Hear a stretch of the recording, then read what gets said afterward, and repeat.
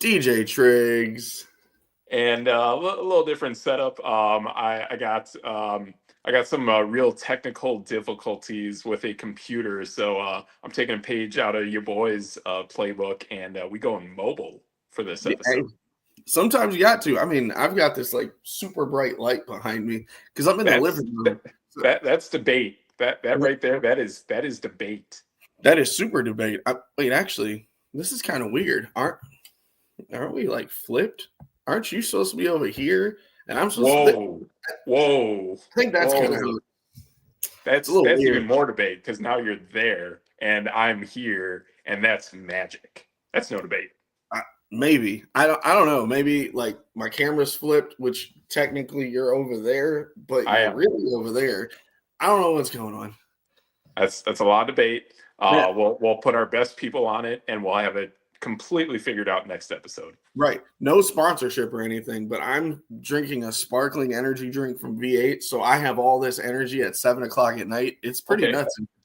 nice, nice. Shout out my favorite sparkling drink because like now that's kind of becoming all the rage, especially ever since like Poppy debuted on Shark Tank not too long ago. Okay. Cool thing. I know people like Poppy. I've tried it. I don't think it's that great. Not a fan. Liquid Death is out there, and I understand what their brand is trying to do is essentially death to plastic. Cool concept. I get it. But at the end of the day, everyone is a soda. You're not water. We're sodas. I don't know. Even being a Raider fan, I think it's a little kind of weird. But local brand, and you will see this in generally any grocery store in the area, Bubbler. And that's a shout Ooh, out to yes, a thing that sir. we like here in Milwaukee. We don't call drinking fountains or water fountains. We call them bubblers. Bubblers. So yeah, Bubbler's lit, man. Like I mean, great Buble. flavor. The Buble. Buble. Yeah, that's one I haven't had too. People like that. So cool stuff there. But Bubbler is awesome, and it's a local product made in Watertown, Absolutely, Watertown, dude. Wisconsin. I'm a bubbler fan. Not gonna lie. Totally. I actually did a sponsored. Do you know the blue bikes, the bubbler bikes?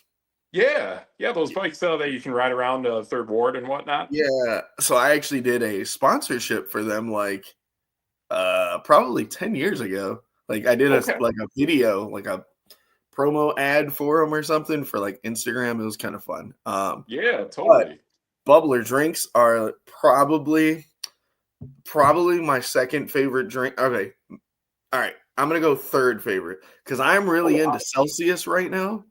Gotcha. Uh, no fizz because they're a sparkling drink, right? But They are no fizz Celsius, peach mango, fire, interesting. absolute fire. Yeah, I Green got you. tea, Yeah, they got a lot of creatine in no their green tea. oh, green tea. I It's got green you. tea. Yeah. But yeah, I mean, there is something on the backside of those that I'm a little unsure about. When I see 1,000% of creatine or something like that, I'm No, like, no, no, no, no, no, no. These are clean energy. Like they're like V8s. So oh, okay, I don't know if you can see the V8 can. Oh, it's actually really nice. It says gotcha, black and green tea for your gotcha, energy. good, So like I'm really into that type of energy drink now. So like gotcha. I mean I used to hammer out. I'm actually sponsored by Raise Energy. I've Oh, never really said nice, that on the show, but nice. yeah. So that it's a weird dilemma sometimes. Okay, You no, you can't that's good tell them. stuff. I can't say Raise and then drink that. So don't tell them. Oh, okay. No, no, no. It's okay. I will not tell. Because we all know what happens. Snitches get stitches. Whoa, wait a minute. That might be a segue because there weren't stitches, but there were hands thrown in our first WNBA game of the year. I was They like, were. let's go. We got some Caitlin Clark in the Indiana Fever playing the Chicago Sky with Angel Reese, and Haley Van Lith didn't play until the second half, so that was a little weird. Right. Camila Cardosa's over there, Yep. but they put a spanking on them women. They put hands on them. Not Yeah. Caitlin Clark throwing Angel Reese to the floor. Not any of that. But there was a beating. Like 30-point beating. Like, Yeah.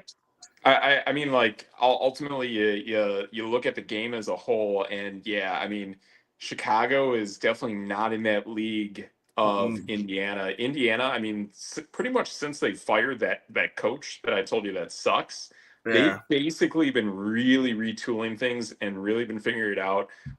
They basically took one of those almost like wild card spots at the end of last year's season to get into the Yep. playoffs. And I think they were ousted round one. Was it by New York, the Liberty? Ooh. Or was it That's like, I think it was Connecticut. I want to say it Connecticut. was, It was yeah, Connecticut. I'm pretty Yep. sure it was Connecticut. And that, even to be honest, too, outside of Chicago, Connecticut and Indiana is also a rivalry as well, Yep. that we know of. But to be honest, like, I know going back to that situation, that game, it is what it is. But I think the main thing is, too, looking at the score, they don't have that scoring ability that Chicago has. And I almost feel like this almost goes back to like how Chicago was back in its glory days when Candace Parker brought them that title. It just Mm-hmm. feels like right now they don't have the firepower to go toe for toe with a team that shoots and distributes the ball and has the pace of play that Indiana has. Dude, you know what's weird? Like, you would think they would, because Angel Reese was the leading scorer with Yeah. 12, but like she had 14 shots, which to me was a little weird. But Camila Cardosa, like, you could tell she's still getting her feet wet in the WNBA. She basically Yeah. missed the whole season last year. Yep. And like I said, Van Lith, it was like 4 or 5 minutes, something like that. And you're sitting there going, I believe she was a top 10 pick, or like right on the outside of it. In I if this was the NBA or the NFL or anything like that, we'd be, going bananas. And it's like, you can't score, but you have one of the most prolific college scorers who actually played with your star player at LSU and is a combo guard like no other. 4 or 5 minutes? Like, what are we doing? Yeah, I'll put it this way. I mean, I'll be honest. I do not think that she is all that. I believe that is basically pre WNBA. That is like her second. It's either like her second or third transfer. Yeah, And I she saw her was. play at Louisville. Like that was her original school, and she stunk. I Like agree. at I agree. Louisville, she was trash. I Not a agree. good player at all. But she went to LSU. She was solid, and then she just played at what I believe TCU, and Yes, she drugged them through the tournament and got them pretty far by herself. She was I give her going that. she was going in. I mean, but still, a top 10 pick and you don't play them when you. I Yeah, mean, now I'm they pulling needed up the her. box score here. Like, one other player on the team besides Angel Reese had more than 10. Like, Right. you're getting beat by 40 at one point, and you're not going to play your first round pick. Like, Yeah, you no. got to put her out there. She needs minutes. Yeah, and she went 2 for 2 and looked okay. Like, Right. uh, yeah, I mean, but then on the other side of the ball, like, I know some people are probably like, WNBA talk. What's going on here? But Yeah, bring it in. I give the Indiana Fever all the credit in the world, because their front office, brilliant. Like, did anyone really think that Indiana was going to make the playoffs last year? I mean, it was a toss up, Towards the Uh, end. Yeah, you have Aaliyah Boston, #1 pick, Kelsey great Mitchell, player. who is my favorite on that Yep. team. Yep. Leading scorer actually was not Caitlin Clark last year. It was Kelsey Mitchell. Yep. Um, and then all of a sudden they go and get Natasha Howard, like a stud, all-star type player. And Sure. then Dewana Bonner, who she's literally a legend in the game. Like, I Right. think they said she has the most playoff experience in the league right now. And it's Right. like, you literally went out and got two like thoroughbreds and put them on your team with these three youngsters. Yep. And then you go out and get a couple of pieces to put on your bench. Like Sophie Cunningham, I wasn't really sure why she didn't play. I think she might be injured. I can't remember. But it's like, hey, you're ready to go now. Like this is a playoff team. I think they said they have the second or third best odds in Vegas to win the chip. Yeah, That's a I'd give little them that. crazy. Yeah, That's a little crazy. yeah. But I hey, would definitely put them top three because I mean, to be honest, if we had to go like straight up just best four teams, it's going to be right now. And again, it's a league that has like basically 8 to 10 teams. It is what it is. mhm. But it's basically we know Indiana with those brilliant moves they've made. They've now catapulted themselves from probably like eighth all the way to top four. Connecticut is one of those teams that's up there. The New York Liberty are totally up there, and then the Phew. Las Vegas Aces are a perennial powerhouse. However, I think losing Kelsey Plum, we'll see how this plays out, but Kelsey Plum is a big time piece that you can't just say losing her and then upgrading. I forgot the player that got dealt as part of that trade, but that player in itself isn't going to be enough, in my opinion, to make up for that loss. It's to me like you have a lesser Kelsey Plum and then you're going to need a little bit more help from your bench. But to me, that just tells you how great Kelsey Plum is. Oh man, I think you're talking about Jewel Lloyd, who came Yes. from Yep. Seattle, right? Yep. Yep. Um, hey, you know I'm a Kelsey Plum fan, and she went out there and was like, "Hey, y'all forgot I played with Asia Wilson, so I Totally. didn't have to score," and put up 37 on them. I was like, I'm not even gonna lie. As a Kelsey Plum is by far my favorite player in the Yeah. WNBA Yep. because of her attitude and her her dog mentality. Like she Intensity. ends up barking like at people, Yeah. and you always think, oh well, okay, she's a little pit bull on the Aces, and she can only talk because they're really good. No, she was like, hey, by the way, I'm really really good, and Yeah. I'm about to go show it in LA on the big stage. Like Yeah. hey, her and Rakia Jackson, woo, it's Yep. gonna be a problem. It's gonna be a Yeah. problem. I would never. To be honest, that trade for Jewel Lloyd, I like Mark Davis. Sorry, suck it up, figure out the money, but don't get rid of Kelsey Plum. Oh man, like I don't. That's the Again, I mean, best. That's basically the second best player or the best scorer or like best point guard shooter. That's not a forward or a center on that team. You don't get rid of that. yeah, yeah, especially because Gray and those and Gray was coming off an injury, I believe, with Team USA, and it Yep. was just like you look at that and you go, okay, they're a little bit better defending, but um, Yep. the Score Aces points. played the Liberty, right? I believe so. Yeah. Yeah. I gotta find it here. Oh yeah, because they got Cloud. The Liberty went and upgraded and got Cloud, the guard, who's a Okay. defender, and she put up 22. So like, you're not even thinking of her scoring. They were just bringing her as a defender, and it's like, oh man, they made the Aces look really weak, really weak. Gotcha. Yeah. Yeah. But the other big part of that trade was Seattle, and uh, yeah, there's no good things to say about Seattle. I mean, they got Skylar Diggins Smith, right? Uh, Right.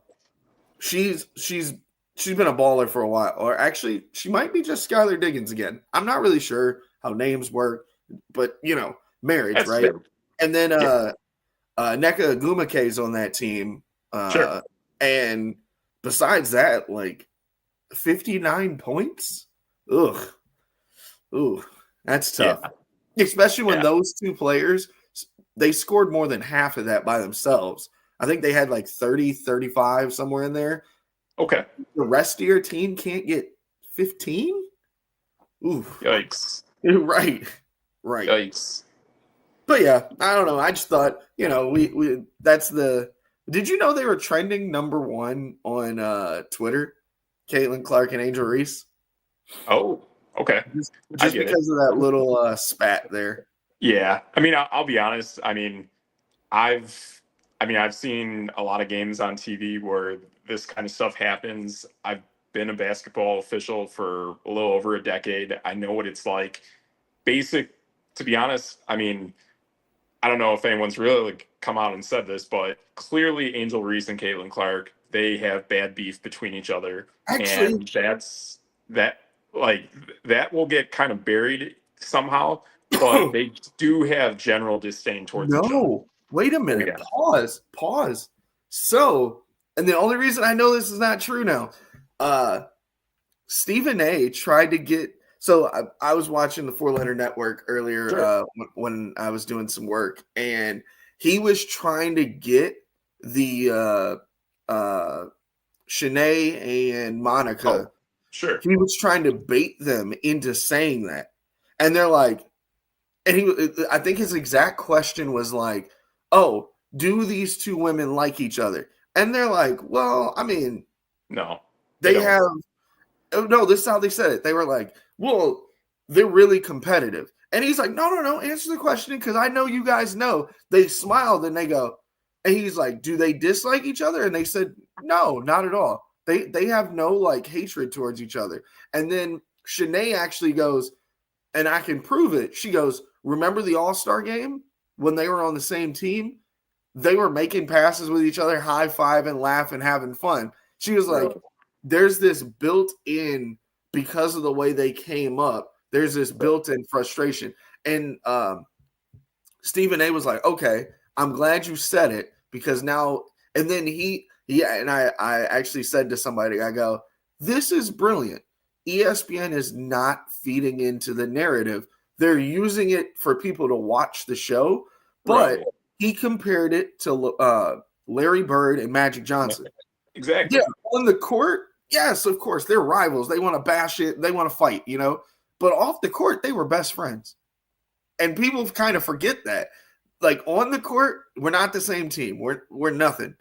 Off Right. the court, besties. Like to this day, they're best friends. And like I think Angel Reese, and even did you see the press conference afterwards? And that's what I want to lead to as well. I believe 100% she was coached. That was so Angel Reese robotic. or Angel Caitlin Reese, Clark? yes. Okay, Angel because Reese, yes. Angel Reese literally just said, "Next question," and I don't believe that at all. And I it's thought it not the was first brilliant. time where I've seen her like this. There was Yep. an incident a while ago where something came up, kind of like an issue like this, and she was very robotic about it as well, as LSU. compared to how she was at LSU, Yep. where she clearly spoke her mind. And what I see in this is that Do you know what? clearly off the court when things settle, she is straight up. She's going to be cool with Caitlin Clark. But Yep. there is this thing on the court that there is some bad blood. And it's not to say that they hate each other, It's but do they jealousy. generally not like each other? I Yep. think that is legit. I think it's jealousy Yeah, because so totally. Angel Reese, and I'll give you that for her being coached because she has a podcast now and it's a pretty big deal. Like she's media now. And look at all of these media guys, well, except Draymond Green. Draymond does not follow the media rules at all. Sure. Uh, I got to plug in my laptop here. But Uh-oh. Draymond literally says whatever he wants. And he goes, because I'm media, I can say whatever I want. Angel Reese is learning that. She knows if she's not in the spotlight, she's not good enough to carry the load of being a spotlight player. Like Yes. if you go skill for skill, ball for ball, Angel Reese is not. Oof, she's top 30 maybe. I'll give her that because the WNBA only has 15 teams. So Yeah. top 30, okay, fine. She's not a face of the league player. She's not Asia Wilson, Kelsey Plum, Caitlin Clark. So Caitlin Clark passed her in college, Yeah. and Angel Reese was the one. They had won the championship. Yep. They were doing whatever they were doing. Look at us, And this, and not in a mean way, but this cornbread farm girl just starts passing her up. And it's like, wait a minute, I'm doing all the cool stuff. I won the Exactly. championship. I'm the Yes. stud. Yes. But again, and I go right back to that 80s battle. This is exactly how it was. Remember, Yep. Magic won. Michigan State won. But this Indiana State, like, where is that at? Oh, that's in So the middle of a farm field out in the middle. But wait, is that Indiana? Nope, Indiana State. Larry Bird just starts going by him.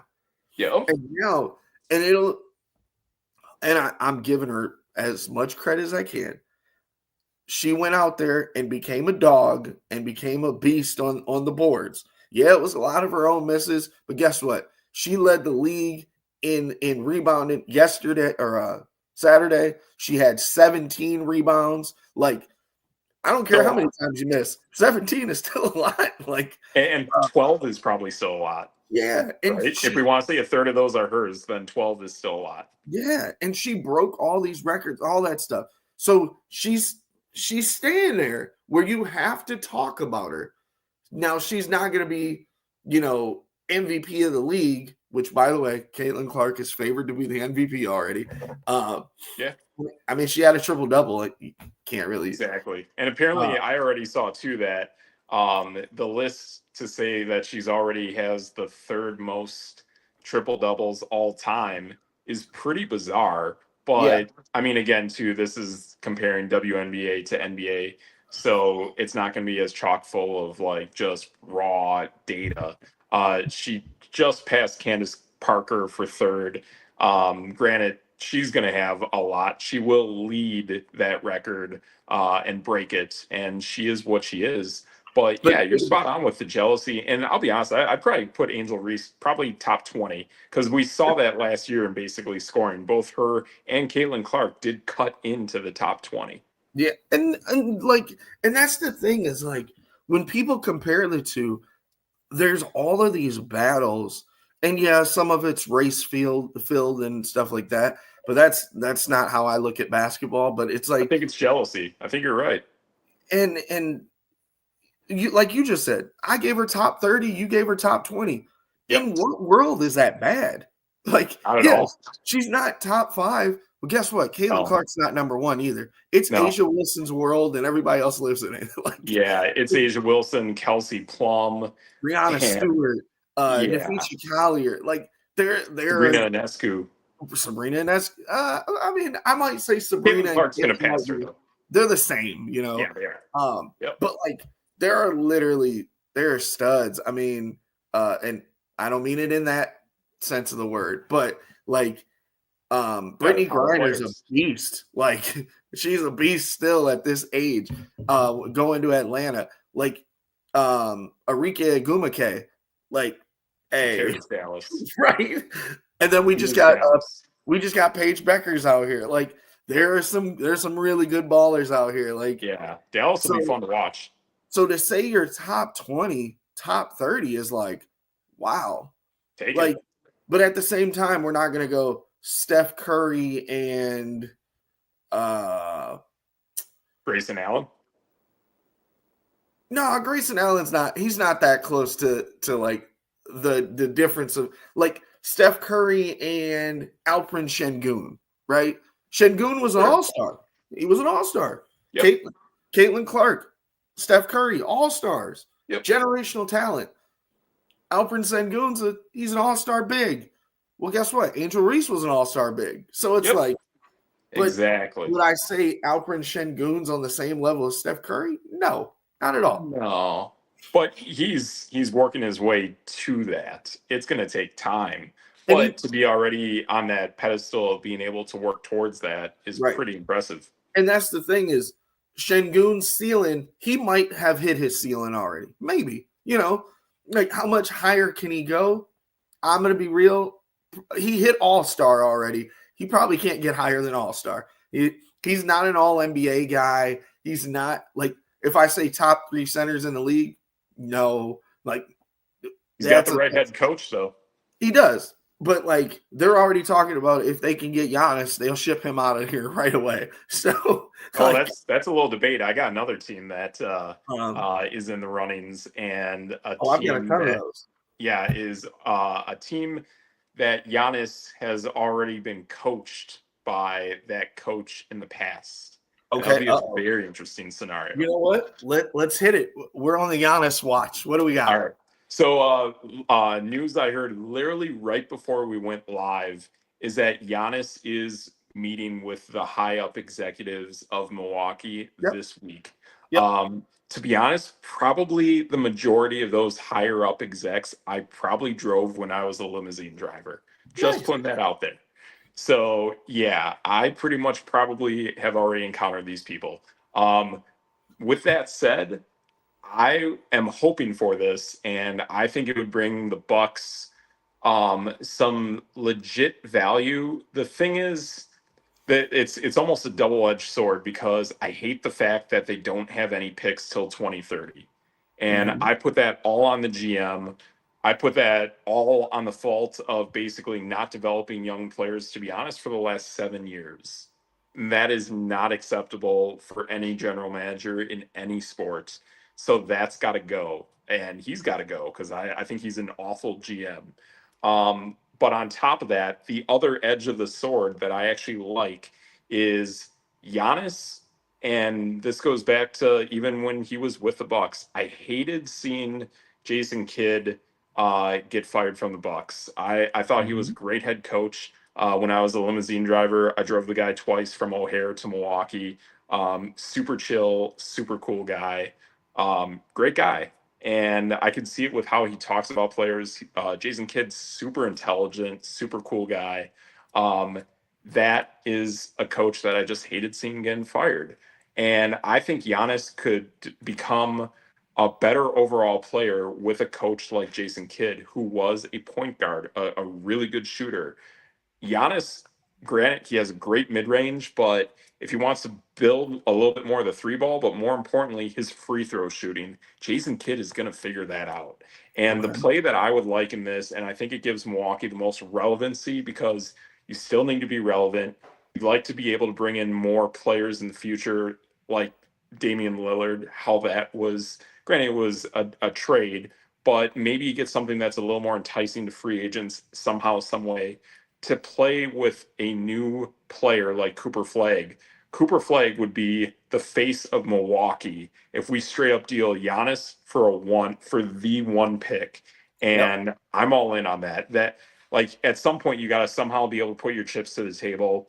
It's going to be pretty hard. And to be honest, like if I can only do a few things, I can either get the number one overall pick or I'm going to have to save grace and somehow try to get those those picks over the next 5 years back. I'll be honest, I don't want any player as part of the Giannis trade. We are in such a hole that we have to dig out of because of losing 5 years worth of draft picks that I don't want any player compensation at all. This hole is so bad to dig out of that you have to get the compensation back. When you get the compensation back, when you get good management, like we've seen many other NBA teams do, like Boston, Memphis, Golden State, these were bad franchises at one point that started to put the pieces together. Everything OKC has done since moving from Seattle. When you can build yourself up through the draft and develop young players, you will find your own star. Even the Clippers had Shea Gilgeous-Alexander, and then he wound up in OKC, and OKC developed him. Mhm. That's what Milwaukee needs to do. You need to get Cooper Flag, but more importantly, somehow, some way, you're going to have to figure out how to get those picks from the next 5 years back, and it might have to get a little creative. I think get like straight up. If I gotta go one for one and deal Giannis for Cooper Flag, the pick, I'm doing it. And then if I gotta find some way somehow deal Damian Lillard and unload as much as I can to start building those picks back, I that's to me, that's the only way we dig ourselves out. Yeah.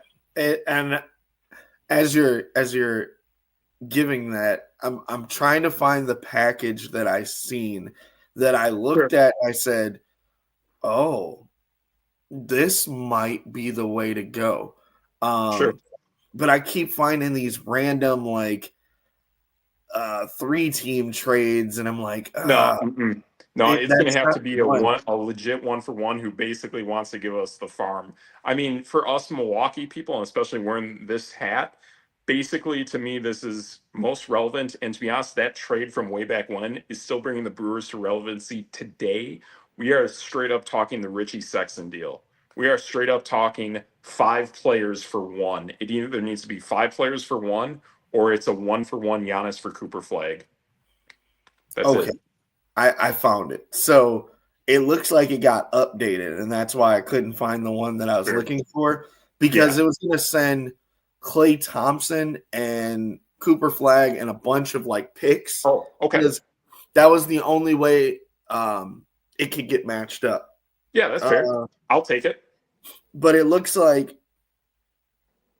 it's now Giannis for Max Christie, Daniel Gafford, Derek Lively, Caleb Martin, a number one pick, and a first round in 3031 or 2031, which I don't really like that one.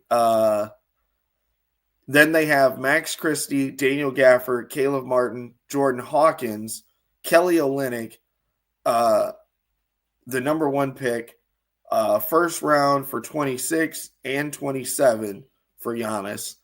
And I'm like, Yep. I like that one a little better, but I did like the Lively and Cooper Flag together. Sure. And then the last one, and I think a lot of executives are thinking that it's going to take 3 teams to get it done. So, like in this one, it's the Pelicans who take the Clay Thompson, Derek Lively money. They send Jordan Hawkins, Kelly Olynyk, and 2 firsts, and then Dallas sends Cooper Flag. Okay. Yeah, And it's yeah. and that makes more sense to me but I I mean I personally on the inside, I don't think Giannis is going anywhere. I know it sounds crazy, but It doesn't. uh he's if he goes anywhere, right? If he goes to Dallas, okay, rewind. Any team. I mean, I've seen Oklahoma City. I've seen San Antonio. I've seen Dallas. I've seen Houston. I've like the Houston deal that I saw for Şengün and like Josh Green and a bunch. I was like, okay, I'm not against that. Like, I'm not against Right. it. But like whatever team he goes to, and he would be, and I hate to say this because I really like Giannis. As a person, he seems cool. Yeah, he's a He'd good be guy. really dumb to go to because a talent like that, he would gut the entire team. You would Yes. like if That you're that's going the to Houston, GMs doing that. yeah. If you're going to Houston, you've got to give me Jabari Smith Jr. You've got to give me either Şengün or Green. Okay, so 2 of your young stars, That's a young up and coming team. right? Yeah, I want picks, but those 2 guys are already top picks that are really good. I want them instead. Okay, so he goes to Houston and plays with Fred Van Vliet. Who Right. else? Amon Thompson. Yeah. Okay, It's a cool. problem if you start gutting the team that he goes to. That's Then that's the catch of this, and that's where I feel that picks makes more sense. But I like where you were bringing up one of these Dallas scenarios where it involved multiple picks, like literally multiple year picks. So we were talking almost like 3 ones and a yeah, few players. And what I want to do to bring that back to the Richie Sexton deal that was pulled off, so Richie Sexton started as a 5-for-1 trade. I believe if you trace the branches that come off of that trade, I believe that trade grows up to become either a 7-for-1 or a 9-for-1, and okay, that comes from dealing like Junior Spivey for like Hideo Nomo and like another player. yep, I think eventually, what was his name? Eric Gagne ended up being like brought into this somehow, some way. He was a great reliever. Granted, he was on the juice, but he was still awesome, super fun to watch. oh yeah, And then like eventually, like some of these other guys, like Hideo Nomo, ended up getting dealt as well for other players.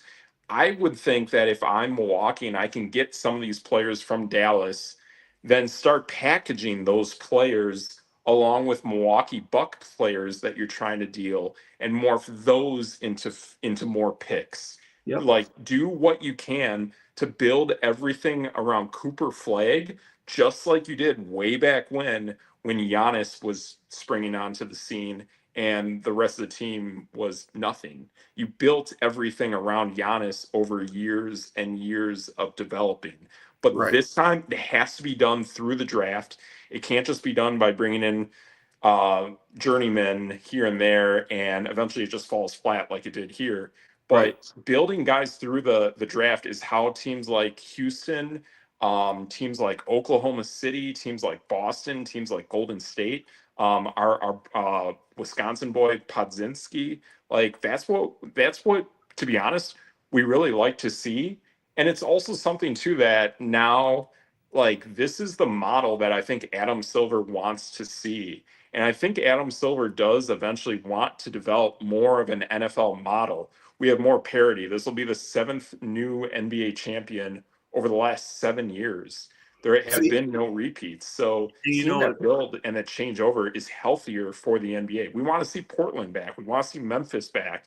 We want to see Washington eventually like come back to the scene. Like, we want to see that new blood and we want to see teams build. See, believe it or not, so I seen a survey on was it Fox Sports or something, one of those. Yeah. Actually, people don't want to see that. They want to see dynasties. Like, think about the NFL. Most of them wanted to see a lot of the world wanted to see Kansas City win 3 in a row because it never happened. Right. Like nowadays, and this go. I mean, you can go see the NBA Finals numbers. Like, you're looking at now, yeah, maybe because New York's gonna be if New York gets through, but I believe like they will. when when what we had last year, nobody cared to see that. Like Boston, okay, cool. Yeah, they bought this super team. Great.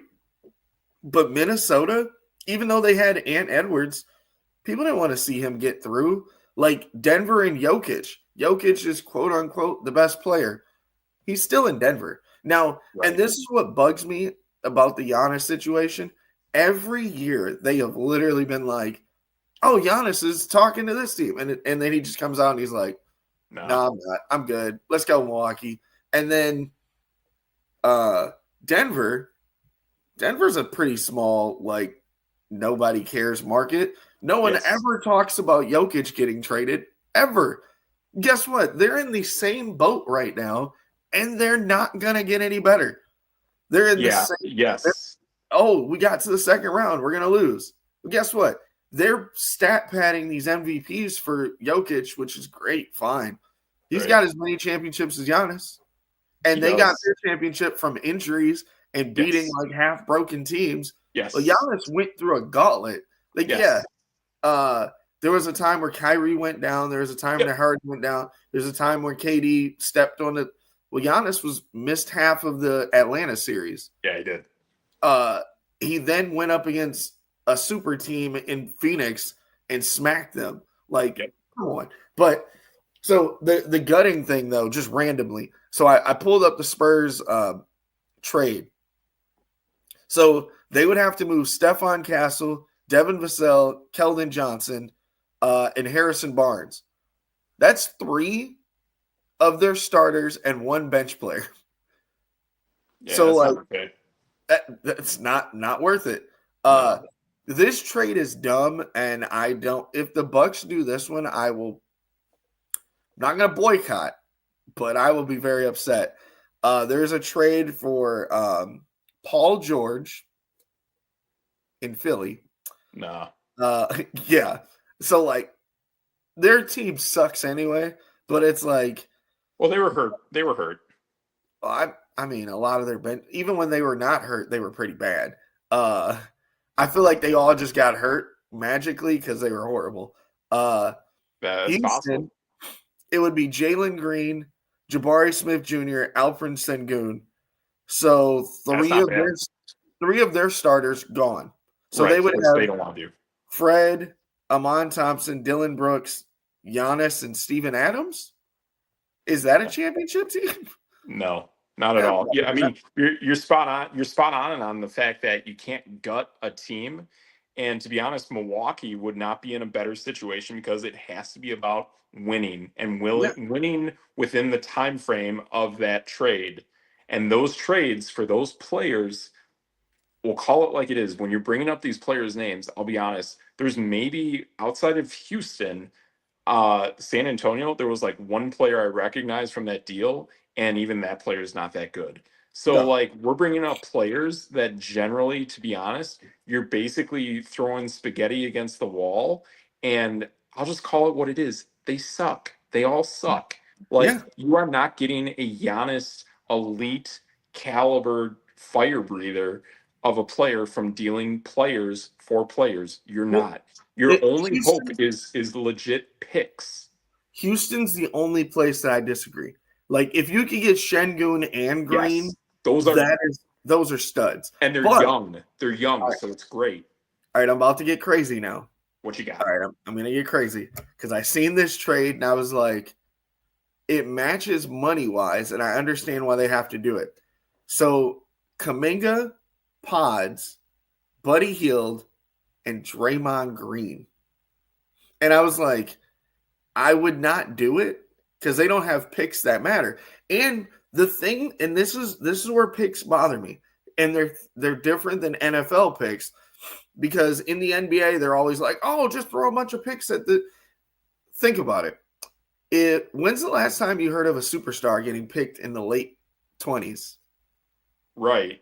If this team you're trading to is going to be great for what? Giannis is 30, so 5 more years.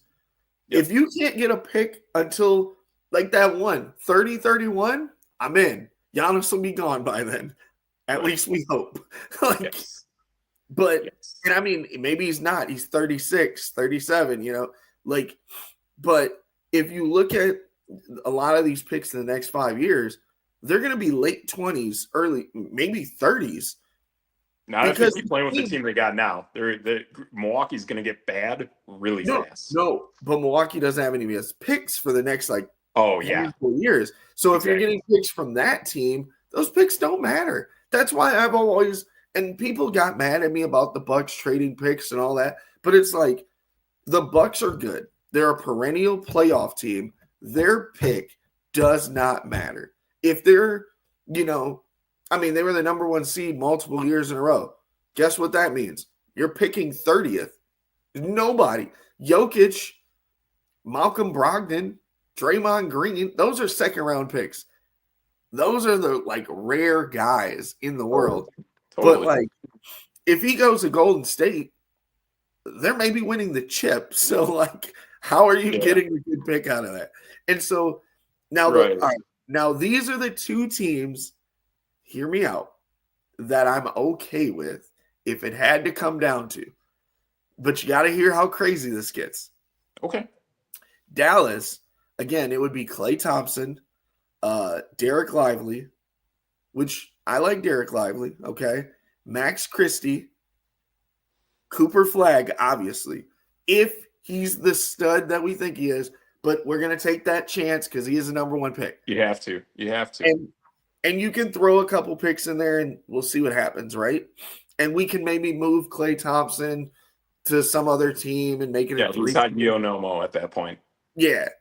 So now that team would consist of Kyrie Irving, Spencer Dinwiddie, PJ Washington, Anthony Davis, and Giannis.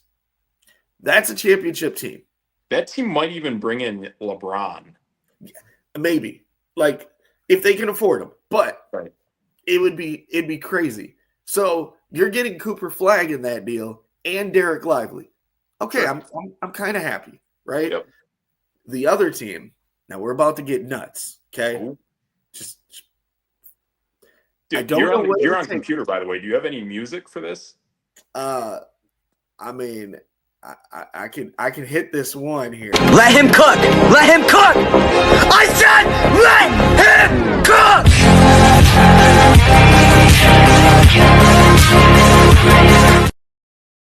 There you go. Okay. Okay. This superstar, and I can say superstar, is 28 years old, All right. right? And it could happen. Sure. Maybe he's feeling a little left out at this point. What if we just go to Boston and go straight up? You give us Tatum or Brown, and we'll give you Giannis. It cannot be Tatum. If it's Tatum, that's Tatum and picks. I like Brown more, but Yeah. let's say it's Brown and just straight up. Oh, straight up. And you said Jason Brown is 28. Jaylen Brown, yep, is 28 years old. But this and is the age of Giannis is what, 36? No, Giannis is 30. Oh, Giannis is 30. Yeah, I was saying he'll be 36 when that pick actually conveys. Yeah, I get it. And to be honest, you can kind of rope-a-dope your way to getting more bigs, but getting like stone cold killer Guards is very hard to get. Especially wings. Yes, yeah. And Jaylen Brown would definitely be that guy for sure. And Milwaukee does have success figuring out how to get big guys, so we can make it happen. That is one that I would definitely go with. I would make that deal. And Bobby Portis. I mean, they're not going away yet. Yep. Couple player options. So yeah. now, like that. The only reason I say that, if Giannis was like, hey, you have to send me to a contender, and I do want to get traded, you can do a lot worse than Jaylen Brown. Oh yeah. Yeah, and to be honest, like him and Porzingis, and then you got all those other guys in Boston, it would be a very strong play. So it would straight up be basically a 1-for-1, and maybe we would get a few picks. I mean, at that rate, I don't even know if you needed a few picks, but I'm gonna see if it matches here. I'm gonna use the trade. Yeah, actually, it's exactly money. Yeah, it would work. Yeah, 1-for-1, that's fair. And if you think about it, Jaylen Brown signed a 5-year extension, so you have him until he's 33. Yeah, that's fair. You have him for the rest of his prime. So let's say Damian Lillard does come back. Now you have Jaylen Brown, Dame, maybe Kyle Kuzma. Sure. I'd still like to see more of him. Yeah, I mean, and then a Bobby Portis and a Brook, or whoever you draft or whatever. And you got to start developing other guys. I mean, we're even talking guys undrafted, bring them in, see what they do. That's going to have to happen. Kevin Porter is one of those. Sure. Did his thing. They can do it. But I mean, all this said, like, I'm just saying the GM for the Bucks, he got to go. Like he is real bad. Yeah, I agree. But you know what? The one thing I will say is he at least took a swing, and Drew Holiday was the guy they got. But I mean, look at Drew Holiday in the playoffs this year. And if Drew Holiday were on the Bucks right now, it would make zero difference. Yeah, he's non-existent. Right. Yeah. At least Dame, him and Giannis were the top 2 scoring duo in the NBA. Right. And I wasn't going to do that. Yes, and I accept. Once you start to see this play forth, you pointed this out last year. It actually does make sense. It does make sense. But that's the thing is like it's just like you got to keep putting fuel in that car tank. You got to keep fueling it somehow, and we're seeing Golden State is doing that right now, especially with Podzinski, and especially to bring back Gary Payton's Jr., who's been a little banged up. But you kind of see that they kind of keep refueling the tank, bringing in new guys, and just kind of keep throwing it out there and seeing what mix works. But you can see that they have smart management and they have smart coaching. Yep. The Bucks, to be honest, outside of, I'm forgetting the guy's name, but he's basically our assistant. I want to see him. Yeah. I want to see him be the head coach. Like, I would like in one of these deals that Doc Rivers also gets dealt and he gone. I want to see Darvin Ham be the head coach, and I want to see a new general manager who has the same mindset as Darvin Ham. He's a solid assistant. He was solid in LA before LeBron and his guys did what they want to do. but Darvin Ham and a smart GM, they're going to figure it out somehow, some way post Giannis. And that's the thing is like, well, we hope not post Giannis. No post Giannis. Don't put that in. I'm sorry, man. Like print the toe tags. It's happening. So like for me, it's like even looking back at that trade, we made the deal with the devil and we got a championship. So it's like I am whatever they want to do after that, I was kind of cool with. But he was very late on pulling the Kyle Kuzma trade. I feel like there were probably trades out there that they could have matched, did some movement, and got someone better, right? Look at obviously there were teams that got like easy trades done for like a DeMar DeRozan or a Zach LaVine or something like that. And it's like they basically went to Sacramento and wasted a year. Yes. Would they much rather have been on Milwaukee and been the third fiddle? Yes. Probably. Yep. Bobby Portis, not moving him. Now he's got a player option. And why wouldn't he go somewhere else for more money? I mean, Obviously, this next year, he doesn't have a chance of winning. Lillard went down. And I don't hold injuries against anyone because, it's injuries. But Brook Lopez, another one. Like a player option. Yeah, I get it. We gave Brook that money because he took a pay cut to stay here, win a chip, blah, blah, blah. I get it. But it's like, well, guess what? At a certain point, you got to go, hey, Brook, you either got to take a little bit of a pay cut or like we got to let you go. We got to trade you over here. Now you package some of that money, and now you have $40-50 million worth of cap to play with to make a trade.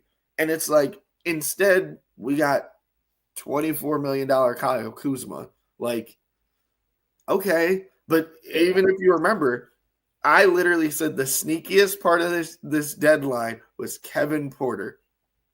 And that's who it was. It was like Jericho Sims was awesome, but he got injured. I get it. That was under the radar. That's what the Wisconsin teams are good at. Under the radar guys, you just go, oh, Christian Yelich? You mean that guy from Miami? Sure. Oh, MVP? What? Yes. Like, and that's when we got Drew Holiday. Oh, man, this is just another Eric Bledsoe. They're the same stats. No, they weren't. Like, and it's like, yeah, you sent him away a year too early instead of a year too late, which that's Wisconsin. We get it. But at the same time, it's like you didn't try to replace a Bobby Portis, a Pat Connaughton, Brook Lopez. Like, all of that money's just sitting there just going, well, let's hope that this works. And then Lillard goes down, and now we're just going to waste a whole year. Yeah. Yeah. I think especially you're right that I could see going into next season, Bobby Portis for sure gone. Clear up that cap space.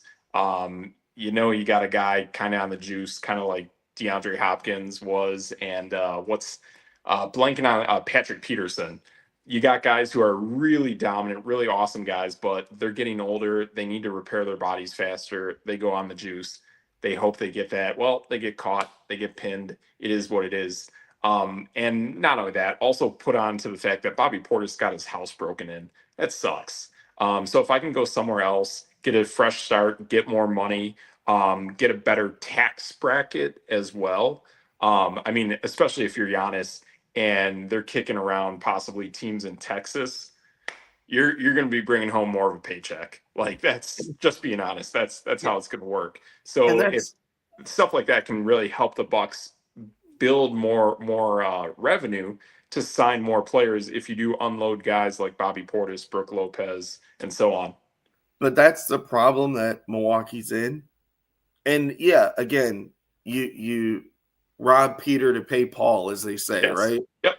So yeah, we traded away all these picks to get Drew Holiday and to get Dame Lillard. Well, hey, it worked. It worked. We got a championship a couple of years ago, right?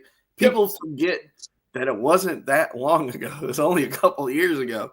Like, and you look at the team now, there's no incentive to be bad. We don't have our own pick. So all these these ideas of like, I like it either has to be like your idea of just trade them away for everybody else's picks. Well, if Yes. you trade them for those picks, that team's really good, and those picks are bad unless you can package a couple and then move up, which is possible, yeah. Yeah, But, absolutely. or if you get lucky in the lottery, cool. But Yeah, the lottery is rigged. We know that. yeah. But then you look at it and you go, okay, you got a top 3 pick in Joel Embiid. You still don't win. So you take Right. that chance, or, which is why I like the Houston deal so much, Oh, you totally. get proven young guys who are already good enough and Yes. put pieces around them. Then Absolutely. you have a team, because there's literally zero incentive to lose. Yes. No, you're spot on. It's coming down to that. It has to be young, proven talent, or it's going to have to be unload a lot to get picks, but it has to be unloaded to the fact that you get bad fast, like And really, really fast. this might be And the you, best option. yeah. So Again, it's crazy. for me, what I like, I'll be straight up, like we're in a state where it's very hard to stay relevant. It just is. Again, a guy like Cooper Flag to me, and picks and players, and then kind of manipulating that post that trade, to me is the number one route that I would take. The second route I would take is totally the Houston route, and not only that, I mean, I think there's kind of a similarity in style of coaching between what we say from Ime Udoka and Darvin Ham. They both got kind of like that tough Tom Thibodeau kind of style, but the players are all around solid players. So I like seeing that. I would totally be on board for getting the Houston guys. And to be honest, when I first heard Giannis getting dealt, that was the first team I heard was Alperen Sengun and friends. So before we wrap up, I'm just going to give it to everyone in Milwaukee.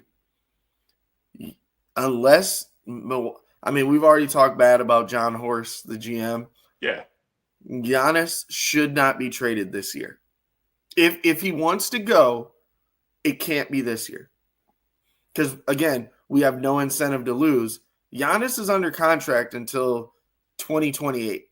So, but I will tell you this, the thing that changes this, and what also changes in Dallas's perspective, is you had a phenomenal player go down. yeah. And is like losing a phenomenal player go down completely shows the age of that player. Now, what we know is we do know the data on the other side of that can be where the player rebounds significantly from their previous injury. However, that data, that player I'm talking about, is like basically a 7-foot tall giant, probably one of the best players, not only of current NBA, but probably almost all time. And to be honest, shouldn't have left Golden State. And that's Kevin Durant. Wait. But if you're going off of that, it's usually based off of people who are athletic. Yeah. Not trying to bash Dame or anything. He's not fast and he's not athletic. Right. He's a really good shooter. So he might be able to bounce back. But that's not why I mean Giannis shouldn't be traded. Like, if they're going to trade him, unless you get Cooper Flag, every other deal doesn't matter. You can do all those deals next year and get the same players. The Bucks losing this year means nothing. So Giannis being here just stretches out another year to where we can get our own pick back. So I can't remember what year it is. I think it's 2029 or 2030 that we get our pick, that it's our pick again. Right. So with him getting traded this year, us being bad doesn't mean anything. So if we have Giannis on the team, we're a playoff team. Like we're a 6 seed, a 5 seed, even without Damian Lillard. Giannis, that's not good. But at least we're still a playoff team, and we still make the revenue, and we still make the money that the GM and the owners are probably looking at. But even if we're bad, we don't have our own pick. So we might as well try to get as good as we can. And then so if we're looking at trading him, hey, Giannis, we got to keep you one more year. There's no incentive to trade you. You're under contract for 3. Now, next year, you trade into a team, unless, again, you get Cooper Flagg. It's the only way I would trade him, because next year you can still get Şengün, Green, and whoever, but you might get less picks, but you'll also be incentivized to get your own pick back a couple years down the road. Yeah, that I like that even worse, because ultimately the holy grail in all of this is to essentially either have a superstar or picks.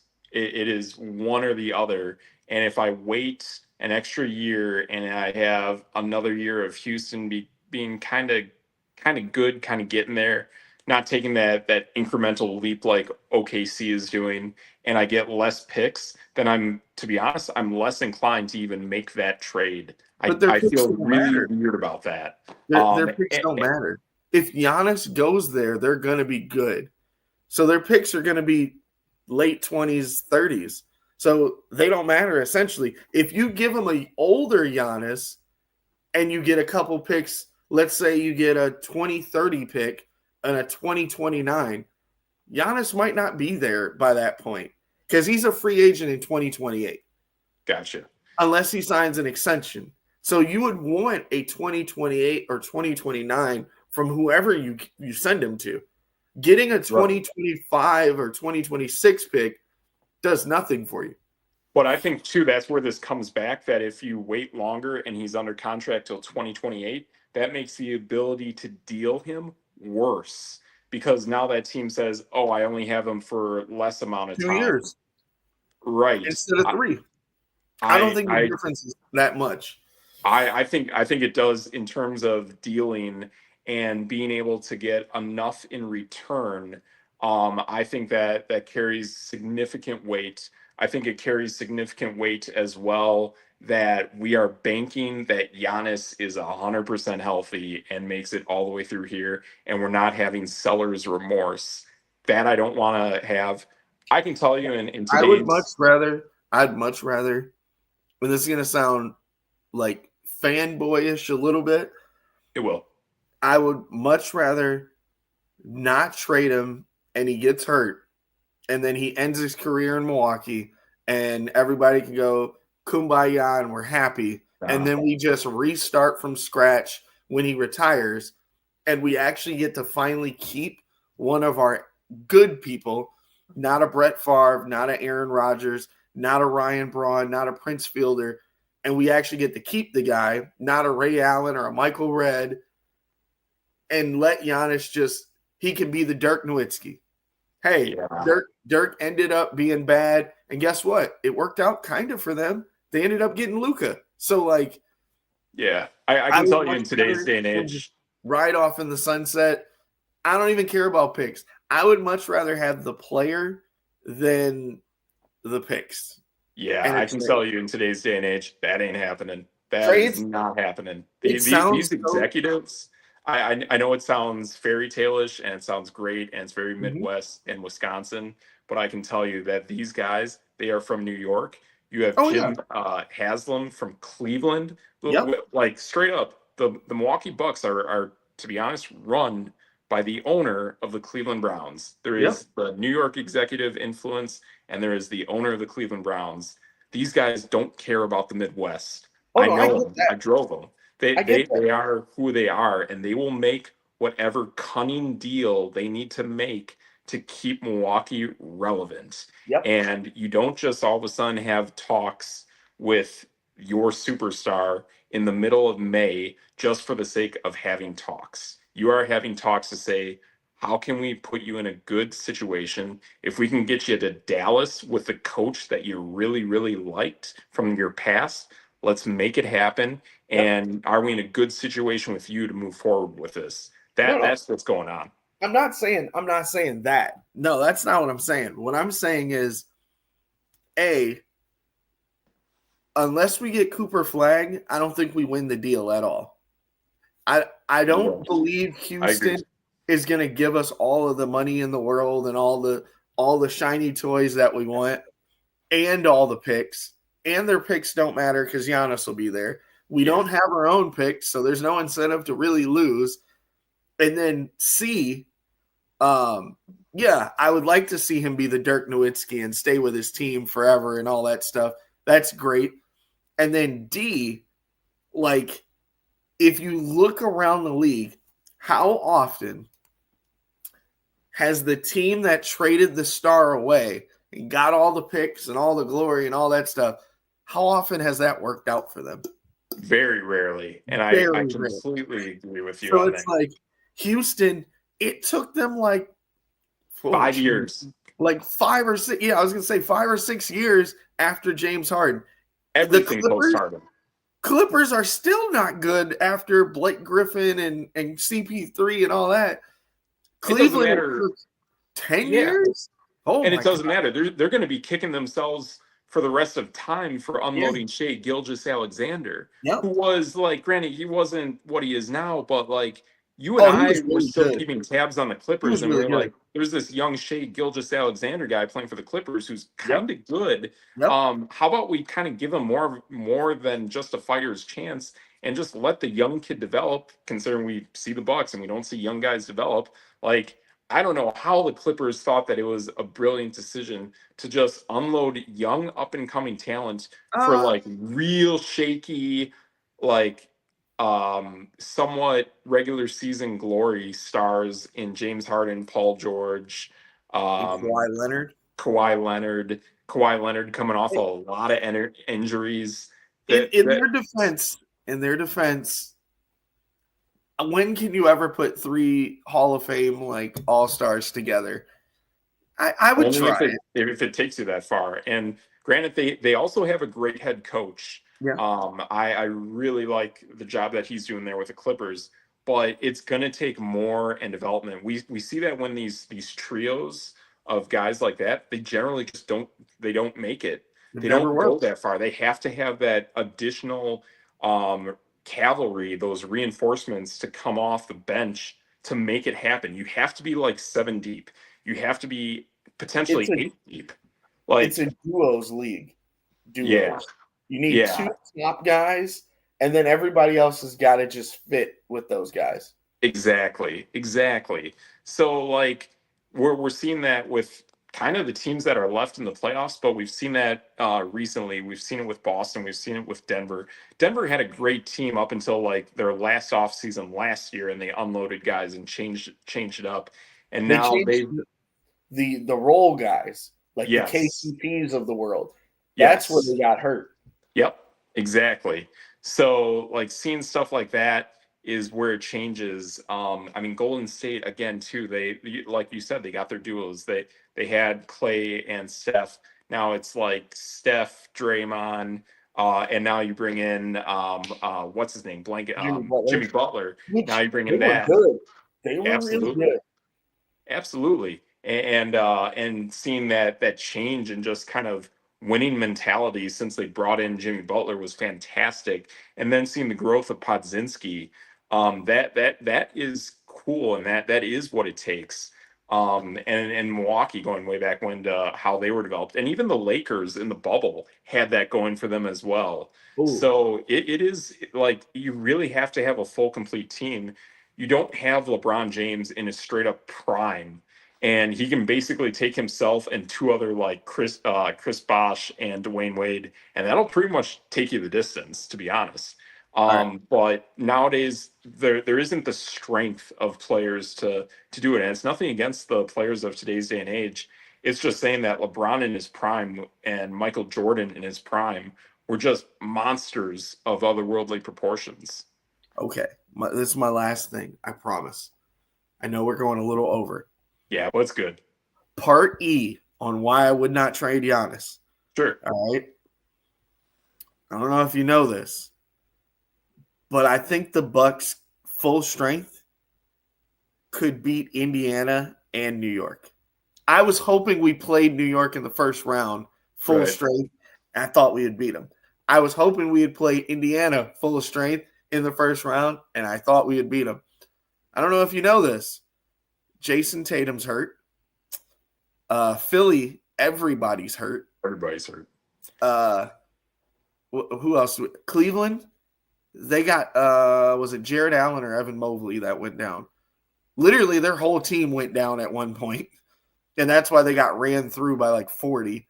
Yeah. Just saying, most of the top teams in the East are pretty hurt.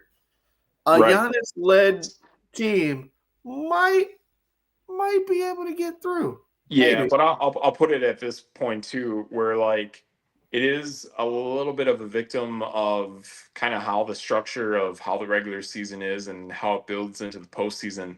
But I don't want to keep relying on a team that just keeps getting older and older. No. older. Trade everybody else. Everybody else can go except AJ Green, Kevin Porter Jr., and Giannis. Everybody else can go. I don't care about anybody else on this team. So even Damian Lillard? Well, you can't trade him because he's hurt. But yes, okay. if he wanted to go right now, which to be honest, the way Dame talks, I kind of like Dame as a not that he's a hometown guy, but he seems very mellow for being a superstar. Oh yeah, totally. He's not very he's flashy on the court, but off the scenes you're like, oh yeah, he's a rapper. Okay, cool. Yeah. But that's it. So I mean, yeah, the chill factor with Lillard is awesome, and even going back to college at K-State, like I could see it back then. Like, guy's cool. Guy is super chill, super cool. I like what you're saying with that. I just feel that, and this is where like you need a guy like Kuzma to push the pace of play. When I look at these teams now, yeah, he's gone. I get it, but what we need, exactly, what you need is you need kind of like your superstar, but you need as well that young up and rising talent, pace of play. You need a dynamite head coach. I do feel we have that in Darvin Ham. I don't feel we have that in Doc Rivers. But that's kind of the structure, to be honest, of the four teams that are left. They have their power players. Indiana may not have a legit superstar, but they got power players with who they got. But they have young up-and-coming talent. Their pace of play is fast, and they have an excellent head coach in Rick Carlisle. They're in it. They're in the mix. They were in the mix last year. They're in the mix this year. New York's got all of that. Oklahoma City has all of that. And then we go to Minnesota, who has a really good head coach. They have kind of their mix of superstars there. They don't have the pace of play. And to be honest, of all of the teams that are left, they probably have kind of one of the older kind of makeup teams that's left, probably along with the Knicks. So it is what it is. But I think the Bucks still need to get that youth factor going. And I just keep getting concerned with how this team is aging. And it shows. It clearly shows. When they started the season and they won that NBA Cup against Oklahoma City, you had an Oklahoma City team who wasn't quite figuring it out. They were getting better, but they weren't quite figuring it out. And then when I saw that Oklahoma City team later, towards the very end of the season against Milwaukee, they trounced them. They absolutely trounced them. Wait a minute. Milwaukee ended the season with like a 6-game win streak. They were on fire. But they could not compete against Oklahoma City at all. That final game against Oklahoma City, it showed. I mean, they were hurt by that point, though. Like, Lillard they keep getting hurt. Like, that's what we keep bringing up. Ultimately, wait a minute, not again. They gotta get young. It was only Lillard. Literally, only Lillard was the only one that got hurt. But to be honest, and this is where we can bring up this as well in the NFL with Cincinnati.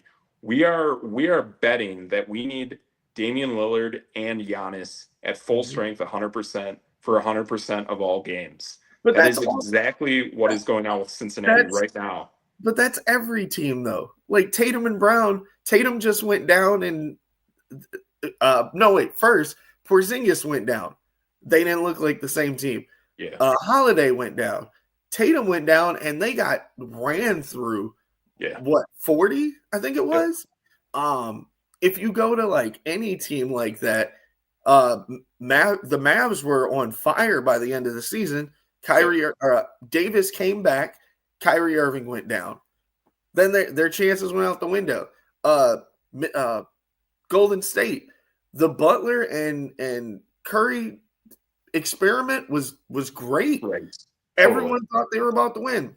Curry went down, they lost 4 in a row. Minnesota might not even be here right now. So Spot on. I get it. Like, yeah, our guy got injured, but the best players in the league are all over 30, right? At this point. Like the LeBrons, I'll give Shea, Anthony Edwards, Jalen Brunson their due, and Donovan Mitchell. But everybody else is like Dame Lillard, Steph Curry, Jimmy Butler, Kevin Durant, LeBron, Jokic. Giannis is 30. I mean, like it's we have 2 of the top 10 players in the NBA right now. So yeah, of course it's a little bit of, well, yeah, he got injured because he was old. Well, Tatum got injured. He's not old. Like Donovan Mitchell got hurt. He's not old. Like, but yeah, like I can't. Do I expect them to be healthy the whole season? No, not really. No. But like I expect them to be healthy at the end of the season when it matters.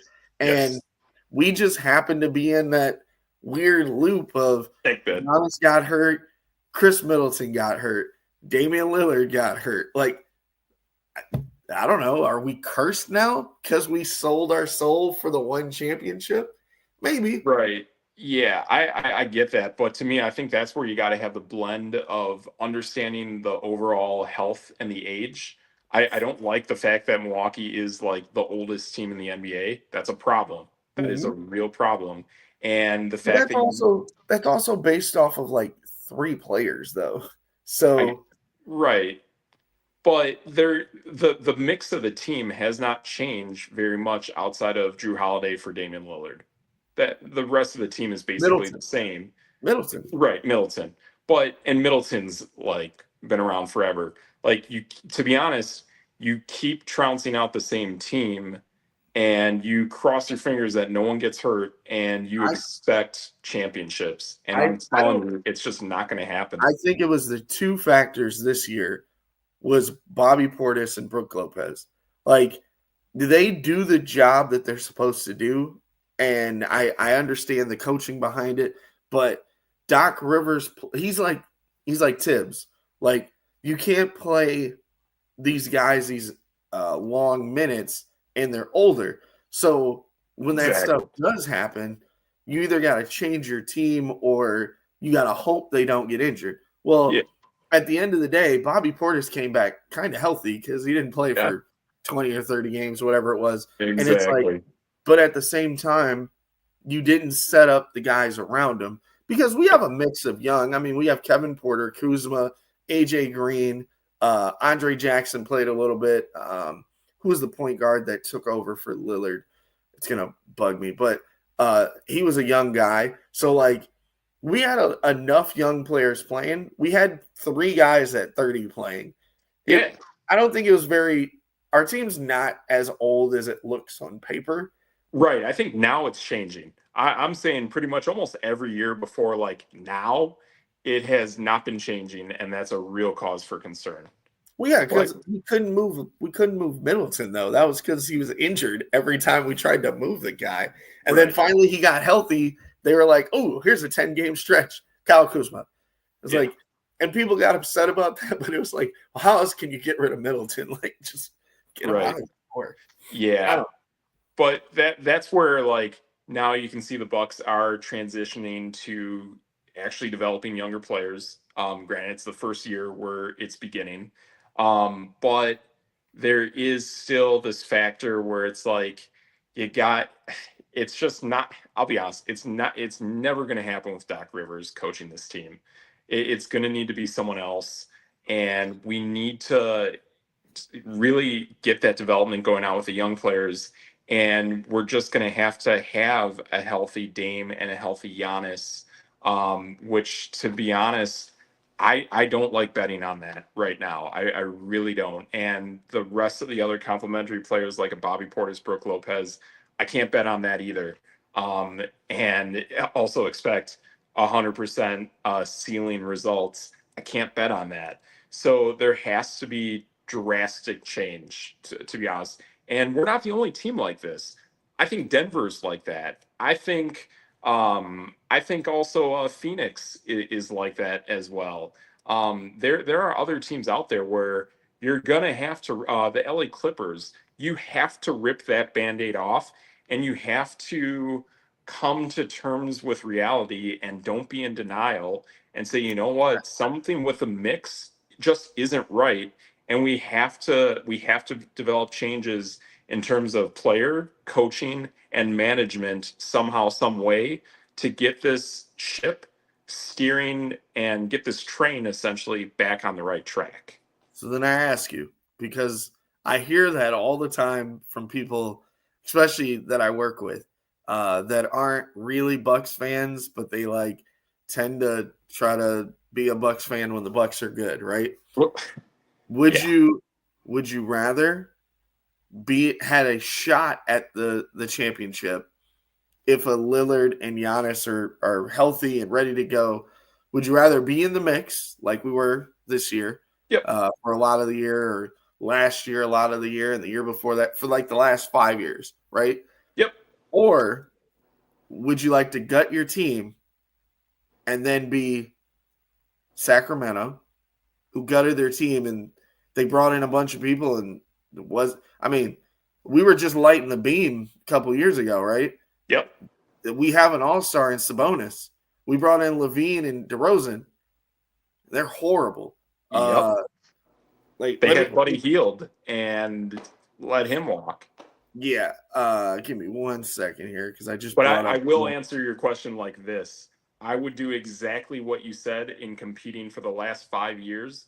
But now that I know there is a little bit of injury history that's legit with Giannis, and there is definitely now injury history with Damian Lillard, that right now in this offseason, in this moment, now I rip the Band-Aid off, and I rip it off completely. And I start as fresh as I can. And I fire I fire Doc Rivers, and I fire the GM as well. I would definitely fire Doc Rivers and the GM. I would not pull the Band-Aid, because I don't think it's a Band-Aid yet. But if you look at is Denver a Band-Aid? Because I think Denver is identical to Milwaukee. See, I don't. I think Denver's got to do it too. I don't think either one of them's a Band-Aid yet. Ew. I don't, because Denver was literally one game from beating the number 1 seed and being in the Western Conference Finals. Do you think Jokic is going to be this good for much longer? Because personally, I don't think he will be. I think we are about to see a Calvin Johnson-like decline out of Nikola Jokic. And I think it's coming quick. So I don't actually think Jokic is that good. Oh, wow. Wow. Yeah. How about that? You and I, man, we are agreeing on that. How about that? That is cool, man. People battle me all the time on this. I think he stat pads a lot. Yes. I actually compare him to Westbrook when he was getting triple doubles. Yes. Westbrook I can kind of see that. I think he's super intelligent, though. Yes, I give him that. But no one ever says that about Westbrook. And Westbrook is 6'4". You know what I mean? Yeah. And a guy at 6'4" getting a triple double for a whole year, way more impressive than a 7-footer. Yeah, Jokic to me, he kind of reminds me of like when Eli Manning is in his prime, and he's like legit stats, strong, goes on to win 2 Super Bowls against Tom Brady. Yep. There is times where Eli Manning looks phenomenal, but when you really break it down and see him fall from grace, you're like, oh my gosh, this guy shouldn't be in the league. I'm not saying about Nikola Jokic shouldn't be in the league, but there was some glaring signs in that game yesterday that he was not in shape. And he had no ability to compete. He got shut down by Alex Caruso, who is like our height. Yeah, our height. So yeah, all right. I before last thing, and then we can go. When we talk about, and my question about would you rather be given a shot at being in that upper echelon for the 5 or 6 years? Yep. Or would you rather be a Washington? Washington hasn't been relevant in 20 years. Right. Charlotte hasn't been relative since the mid-90s. Oh yeah, mid-90s, totally. Philly, you got your superstar, but you haven't made it out of the second round ever. Like, again, 20 years. Yep. Brooklyn literally hasn't been relevant since they moved to Brooklyn. Yeah. I mean, yeah, they got their big three and they didn't get out of the second round. Toronto made that one championship because they put the bounty on Kawhi, and they haven't been relevant again. Yep. Chicago, Atlanta, Miami's in purgatory now since Jimmy Butler's gone. Like, would you rather be Utah, Portland? I think Utah is going to be good soon. I think Utah is going to be pretty good soon. You give away your star player at one point, and then you're horrible for 20 years. I think Milwaukee's in a different situation, though. A situation that you don't have draft picks and a situation that you are aging badly. And it's to me it's the perfect storm. It's not the fact that I think it's one or the other. I think it's the fact that we got both.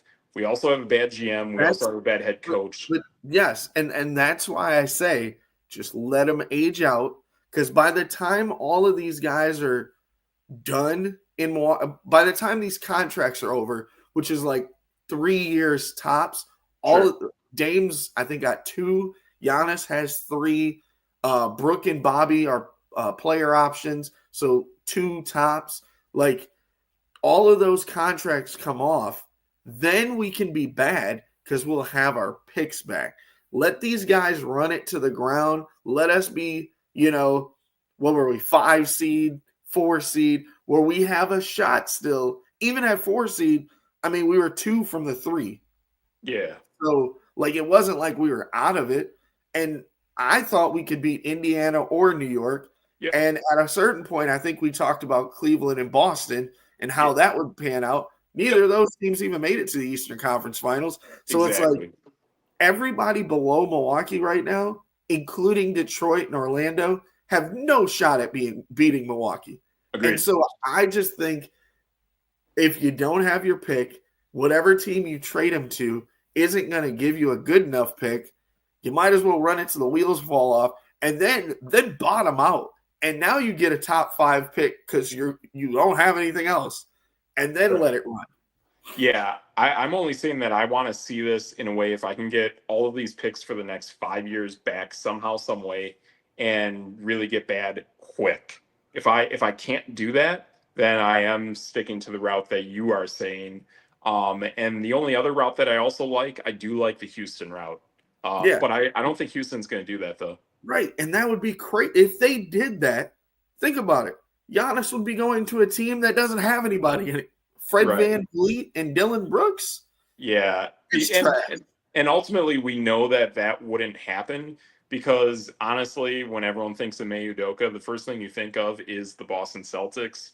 He essentially is building the Boston Celtics within the Houston Rockets. Ime Udoka is a super smart coach, super tough coach. He's basically the Mike Tomlin of the NBA, and it's awesome. So I like seeing that. As I'm reading right now, it says Dallas is refusing to trade Cooper Flag. Okay. All right. Like, it's almost like, okay, well, where do you send him now?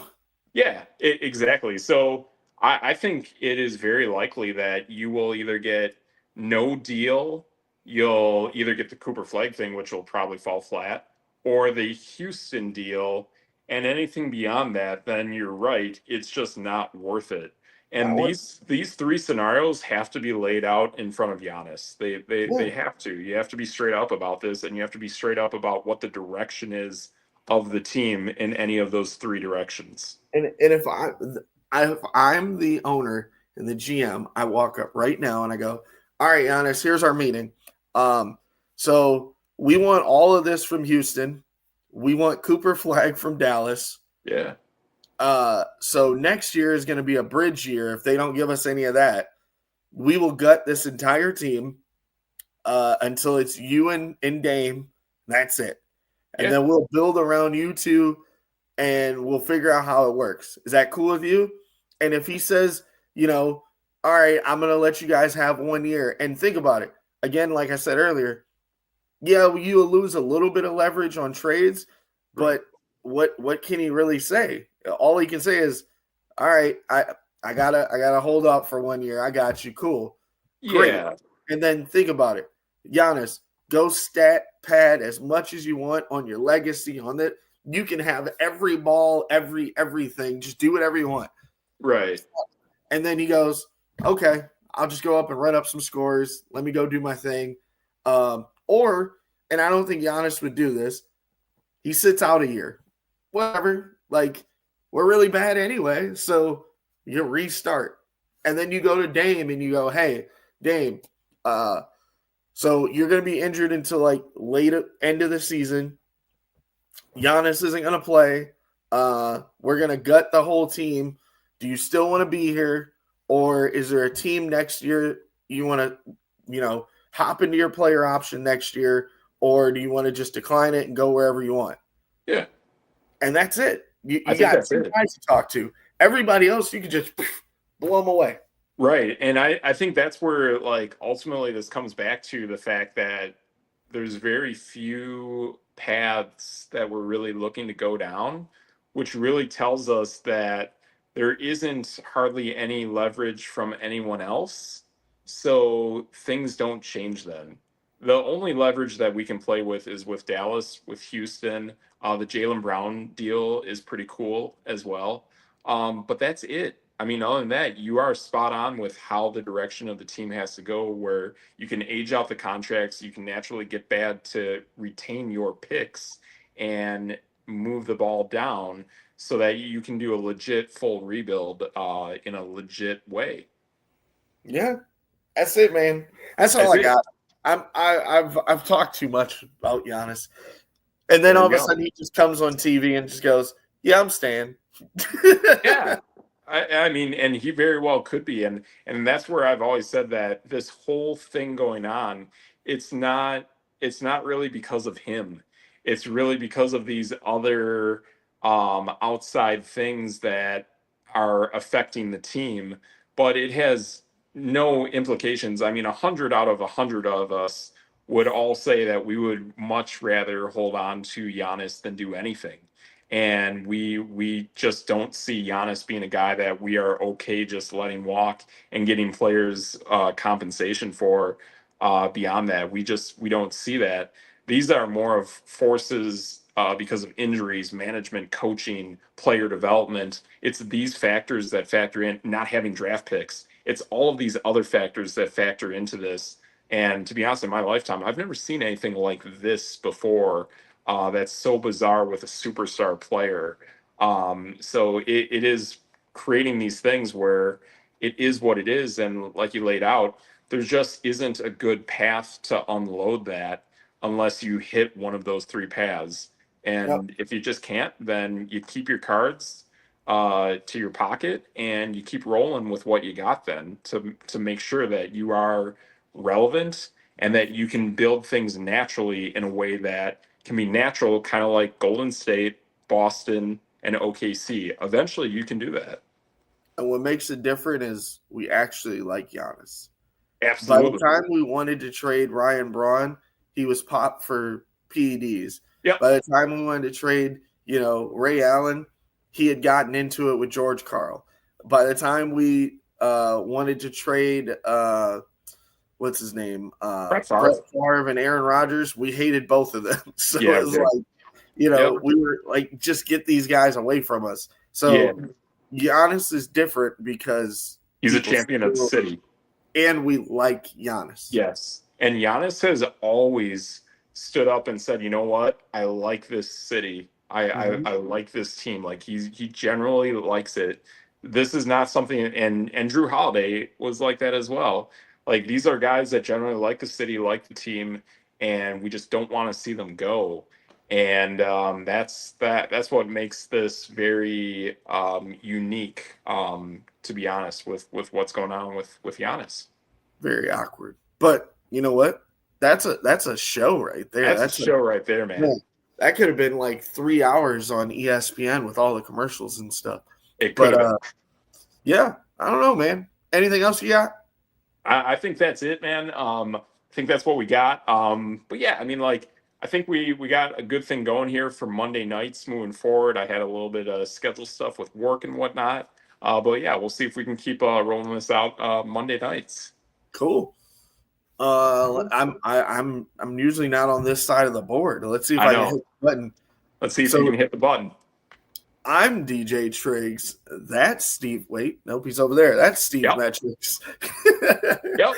And that's no debate. No debates.